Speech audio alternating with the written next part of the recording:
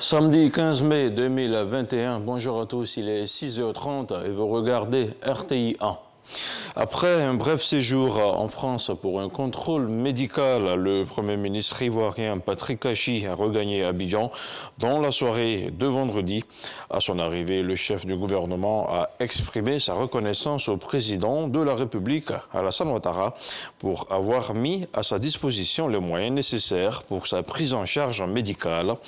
Patrick Kachi a également remercié les Ivoiriens pour avoir formulé des prières pour lui. Le Premier ministre, qu'on écoute. J'ai dû partir en France pour un contrôle médical approfondi de 5 jours. Les choses se sont très bien passées.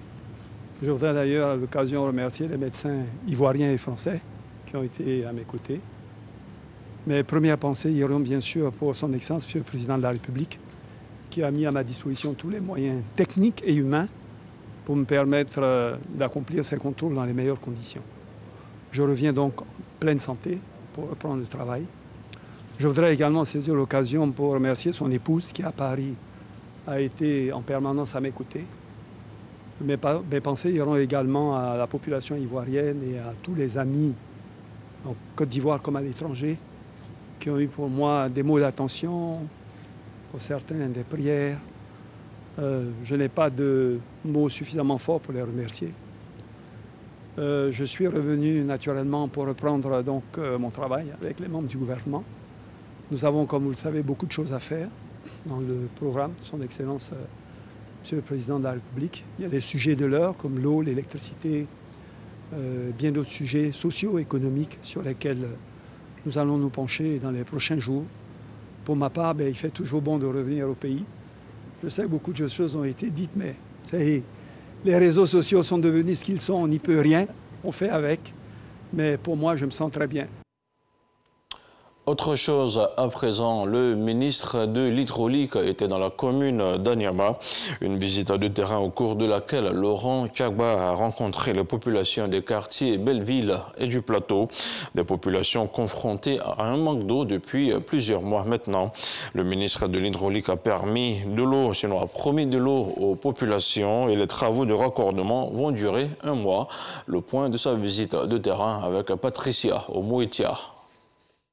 Quartier Belleville, dans la commune d'Anyama, ici, les populations sont au quotidien confrontées au manque d'eau potable depuis plusieurs mois. Une situation qui arrange bien les revendeurs d'eau, selon la présidente des femmes du quartier Belleville. Nous achetons l'eau avec les revendeurs. Ils nous donnent 10 bidons à 2000 francs. Ça, c'est pour ceux qui sont dans les maisons basses. À l'étage, c'est 3500 francs, les 10 bidons. Un cri de cœur, entendu par le ministre de l'Hydraulique, il a donc effectué une visite de terrain ici à Agnaman, précisément dans les quartiers de Belleville et Plateau. Selon le ministre de l'Hydraulique, les travaux de renforcement de la production et d'extension de réseau prévus pour résoudre les problèmes d'eau pour les quartiers d'Agnaman, Belleville et Plateau sont en cours. C'est des problèmes de ressources. Vous voyez, lorsque Belleville est en hauteur par rapport au château d'eau, qui leur envoie de l'eau à partir de Ndotré. Mais lorsque l'eau que vous devez envoyer n'est pas suffisante, il n'y a pas suffisamment de pression. Donc la pression étant faible, l'eau ne monte pas. Ce que nous allons faire rapidement, et j'ai dit que dans un mois nous devons terminer cela, c'est de faire en sorte que d'abord on emmène suffisamment d'eau à Ndotré pour que la pression que nous allons mettre dans les conduites soit forte pour que l'eau arrive dans toutes les canalisations. En attendant la fin des travaux, le ministre a instruit le comité de crise afin que chaque jour, les populations soient ravitaillées en eau à partir de camions-citernes. Les populations ont vraiment apprécié cette démarche et ils n'ont pas manqué de traduire leur reconnaissance au ministre pour tous ses efforts. Le ministre de l'Hydraulique poursuit sa tournée dans d'autres communes du district d'Abidjan. Un mot d'éducation à présent. Les parents d'élèves pourront choisir l'école de leurs enfants via SMS. Le lancement de la campagne nationale a eu lieu hier à Cocody au lycée Sainte-Marie. Les explications de Laure Goretti. Choisir l'établissement d'accueil pour les élèves admis en classe de 6e, c'est possible par SMS depuis 2018. La tutelle, soutenue par la Banque mondiale, décide d'améliorer l'outil. Il suffit d'envoyer DOB au 99 91 en suivant les instructions. Après les orientations, les changements d'établissement ou transferts ne seront possibles seulement qu'une année après. Il suffit pour le parent, par son téléphone portable, partout où il se trouve, d'affecter son enfant dans l'établissement de son choix. Il envoie juste des SMS, au maximum 10, pour 5 minutes, et en 5 minutes, il a fini d'affecter son enfant dans l'établissement de son choix. Il faut que le parent ait le matricule de son enfant, qu'il sache combien de points son enfant a eu. L'établissement il doit l'envoyer, surtout dans quelle commune, ainsi de suite. Donc c'est des éléments primordiaux pour que le parent puisse affecter efficacement son enfant. Pour l'année scolaire 2021-2022, le choix des affectations se fera en 2 phases. Sur les 3 semaines dédiées au choix des parents, la première journée sera consacrée uniquement aux élèves admis en 6e ayant obtenu 153 points au moins à l'examen du CEPE. Ensuite, viendront ceux ayant obtenu au moins 85 points à l'examen du CEPE. C'est un projet qu'on a mis en place pour permettre aux parents d'affecter eux-mêmes les enfants dans l'établissement de leur choix. Parce qu'il a été constaté, après la publication des résultats de la CNO, qui est la Commission nationale d'orientation, il y a beaucoup de réclamations faites par les parents. Alors pour mettre fin à ces réclamations et permettre à l'entrée de se dérouler à la bonne date, nous avons imaginé ce projet pour que chaque parent soit entièrement responsable du choix des enfants qui doit accueillir son enfant. Le défi, c'est de réaliser 100% de taux d'affectation, de sorte qu'aucun élève ne soit en marge de ce processus. Jusqu'au 5 juin, date de clôture de cette période de sensibilisation, des délégations de la DOB rencontreront les communautés éducatives dans les différentes directions régionales. Lancée depuis 2018, l'orientation en ligne a enregistré un taux d'exécution de 85% en 2019 et 90% en 2020. Le reportage de Laure Goretti était commenté par Franck Quadio. On parle maintenant de santé avec notamment le ministre de la Santé et de l'Hygiène publique et de la couverture maladie universelle qui a rencontré les maires par le biais de leur association l'UVICOSI. Au cours de cette rencontre, Pierre Ngou Demba a fait le point de la campagne d'intensification de la vaccination contre la Covid-19. Le ministre de la Santé a aussi plaidé pour une forte implication des élus locaux pour la réussite de cette campagne de vaccination. On regarde le reportage de Grace Kondo. Le ministre de la Santé, de l'Hygiène publique et de la couverture maladie universelle compte sur les élus locaux pour vulgariser et intensifier la campagne de vaccination contre la Covid-19. Pour Pierre Demba, pour la réalisation de l'objectif de l'immunisation du pays avant la fin de l'année, il faut un total de 6,5 millions de personnes vaccinées.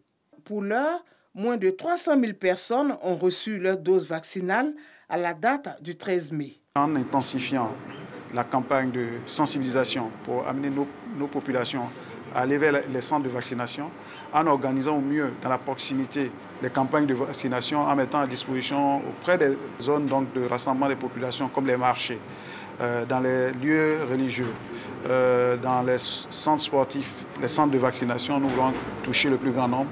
Une vision à laquelle adhère l'Union des villes et communes de Côte d'Ivoire UVICOSI qui compte multiplier ses actions sur le terrain. Nous sommes aujourd'hui face à une belle opportunité. Le vaccin est là pour renforcer notre système immunitaire. C'est pourquoi nous passerons partout pour faire de la sensibilisation, pour amener tout le corps social à se faire vacciner. Il est important que nous puissions reprendre nos habitudes. Nous avons besoin de revivre ensemble, de retrouver notre joie de vivre. Et pour ce faire, il nous faut faire le vaccin. Abidjan étant l'épicentre de la maladie, 63 sites de vaccination ont été installés. Selon le ministre Pierre Demba, la Côte d'Ivoire a reçu 554 000 doses de vaccins dont la période de validité s'achève en juin prochain. Le pays fait partie des premiers États africains à en bénéficier. Et la Covid-19 a affecté bien de secteurs d'activité et celles de l'UEMOA n'y ont pas échappé. Selon Paul Kofi, les projets de grande importance ont connu une avancée considérable. Le commissaire de l'administration territoriale des infrastructures et des transports fait le point de son département. Le reportage de Sidonie Davila. Dans l'espace UEMOA, 95% du trafic aérien était à l'arrêt au plus fort de la crise du coronavirus, quand le transport routier était réduit de 75%. Il fallait éviter cette hémorragie, sans oublier les phénomènes sociaux comme le chômage, etc., etc. Donc les États ont demandé à ce qu'on intervienne. Nous avons donc procédé à un examen de la situation et aussi à proposer un protocole.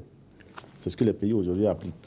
Quand vous quittez un pays que vous allez vers un autre, il y a des tests à faire, il y a des comportements à avoir, que ce soit pour le voyageur et pour la compagnie, mais aussi dans les aéroports.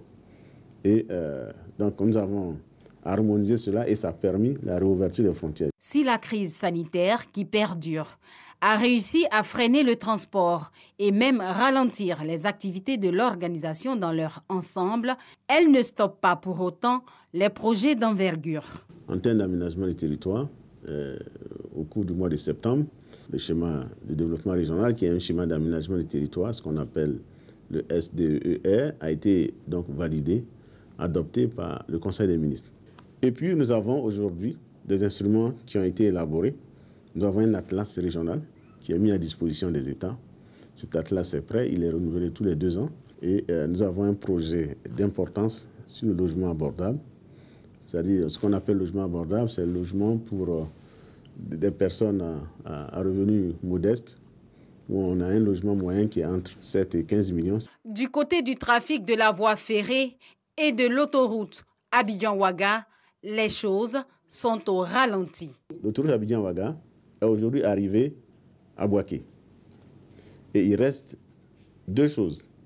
Il reste le tronçon Bouaké, frontière Burkina.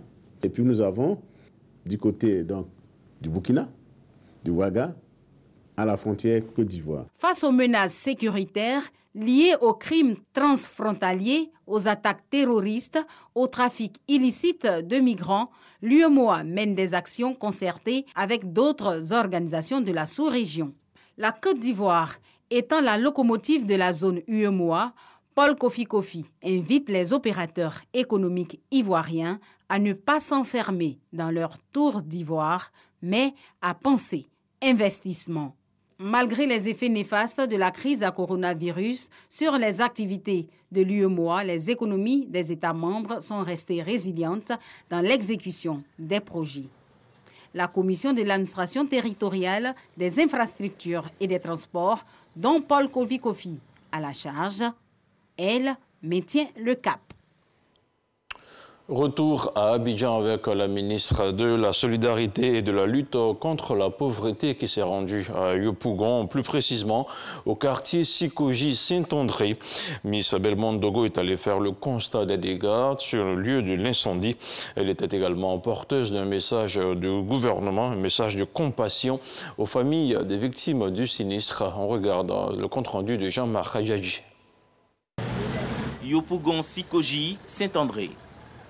C'est dans un quartier encore sous le choc que la ministre de la Solidarité et de la lutte contre la pauvreté, Miss Belmondo Dogo, arrive sur les lieux de l'incendie qui a ravagé le dit quartier. Accompagnée du maire Kafana Koné, elle découvre les décombres des 6 habitations et des dizaines de commerces détruits par ce sinistre. Les victimes, au cours des échanges avec les autorités, ont fait part de leurs doléances et sortent satisfaits de la rencontre. Ça nous fait plaisir que nous soyons assistés. Ça nous réconforte un peu. Nous souhaitons la réhabilitation des bâtiments. Parce que vous voyez, tel que ça y est, il y a certains qui sont obligés de dormir à l'intérieur puisqu'ils n'ont plus d'autres endroits pour dormir. Nous croyons que cela va continuer ainsi et que les propos qu'ils ont tenus devant nous ce matin seront tenus. Nous avons foi parce qu'on les a vus ce matin. D'abord, c'est de pouvoir établir les listes des différentes familles qui sont sinistrées et faire un regroupement de personnes pour qu'on puisse se retrouver en temps utile pour débattre des questions qui nous concernent, concernant le sinistre, et puis voir de façon collégiale les doléances que nous pouvons porter au gouvernement. La ministre Belmondo Dogo a apporté au nom du gouvernement sa compassion aux 6 familles sinistrées et a promis répondre à leurs préoccupations. Nous sommes venus vous dire Yako, mais dire aussi merci à la mairie de Yopougon, qui, dès les premières heures de cet incendie, était à vos côtés. Vous avez fait des doléances. Nous avons entendu vos doléances. Dès la semaine prochaine, nous reviendrons ici, sur cette même place, avec le ministre Kafana, maire de Yopougon, pour vous apporter le soutien matériel du gouvernement. Les victimes ont reçu un apport financier du premier magistrat de la commune, Kafana Kone. Pour rappel, l'incendie qui s'est déclaré dans ce quartier le jour de la fête de Ramadan a fait d'énormes dégâts matériels et aucune perte en vie humaine n'a été enregistrée. Place à présent à l'actualité internationale. Après le Niger, le Nigeria constitue la deuxième sortie officielle du président du Conseil militaire de transition du Tchad. À Abuja, Mahamat Idriss Déby a eu une séance de travail vendredi avec Muhammadu Buhari, le président de la République fédérale du Nigeria. La rencontre s'est déroulée à huis clos, mais selon certaines indiscrétions, le président du CMT aurait rassuré son homologue du respect par le Tchad de ses engagements, dont sa participation à la force mixte multinationale dans le bassin du lac Tchad, à la force conjointe du G5 Sahel et autres. Et tout près de chez nous, au Mali, le Premier ministre du Mali, Mokhtar Ouane, a été reconduit dans ses fonctions par le président de la transition. Après avoir présenté sa démission, a annoncé hier vendredi la présidence malienne. Sur présentation par le Premier ministre de la démission du gouvernement, le président de transition, Bandao, a abrogé les décrets portant respectivement nomination du Premier ministre et celle des membres du gouvernement, a indiqué la présidence malienne. Le président Bandao a ensuite reconduit Mokhtar Ouane dans ses fonctions en tant que Premier ministre chargé de former une nouvelle équipe gouvernementale. Nommé le 27 septembre 2020 comme Premier ministre de transition, Mokhtar Ouane doit maintenant former une nouvelle équipe au moment où son pays amorce la seconde moitié du délai imparti à la transition de 18 mois. Voilà, c'est tout pour ce 6h30. Merci de votre attention. L'info continue sur le www.rti.ci. À demain, 6h30.